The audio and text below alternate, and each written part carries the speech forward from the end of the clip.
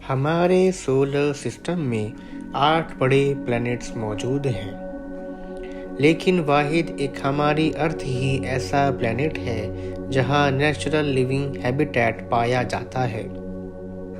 एक ऐसा natural living habitat जिसमें कोई भी लिविंग ऑर्गेनिज्म सरवाइव कर पाती है, क्योंकि अर्थ पर पीने के लिए पानी, पेट भरने के लिए खाना, सांस लेने के लिए फ्रेश ऑक्सीजन और रहने के लिए सपाट ज़मीन भी मौजूद है।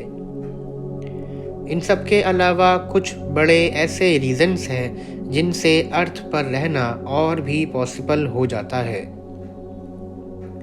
सूरज से एक सही दूरी पर अर्थ का होना और हमारे एटमॉस्फेयर में ओजोन लेयर जैसी चादर का होना जो हमें सूरज से आने वाली हार्मफुल सोलर रेडिएशन से बचाती है।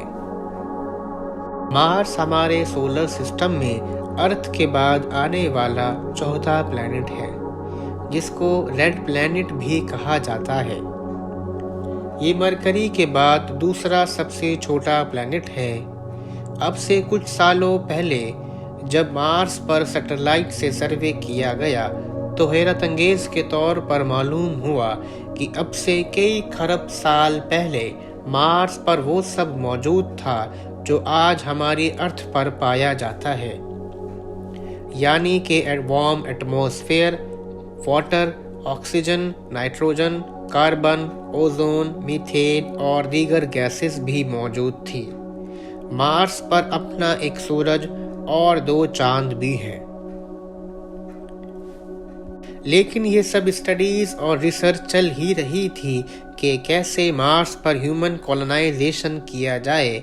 तभी सबसे ज़्यादा ट्विटर हैंडल करने वाले और मशहूर और मारूफ दुनिया के सबसे बड़े बिलियनियर एलॉन मस्क ने अपना ब्रिलियंट आइडिया दुनिया के सामने सोचो विचार के लिए रख दिया। इनका आइडिया इतना ब्रिलियंट था कि जैसे अमेरिका की सबसे बड़ी स्पेस एजेंसी नासा ने सुना तो उन्होंने एलॉन मस्क की स्पेस एक्स कंपनी के साथ हाथ मिला लिया।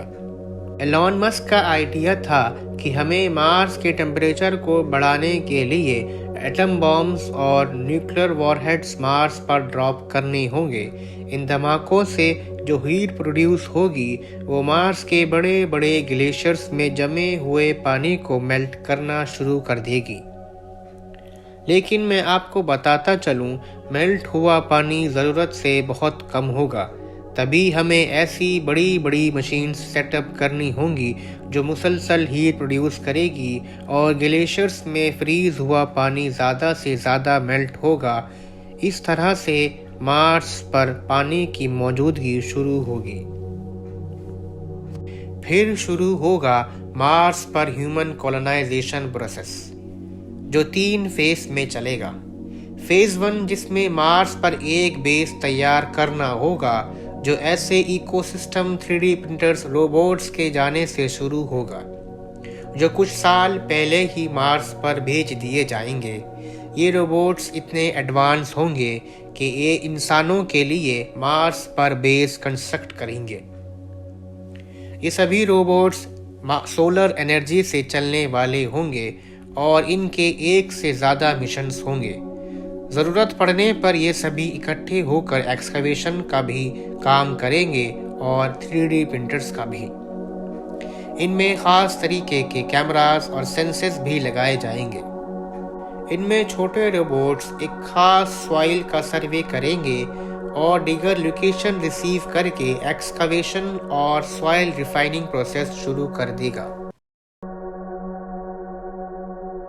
फिर 3D प्रिंटर्स की मदद से एस्ट्रोनॉट्स के जाने से पहले बेस तैयार किया जाएगा।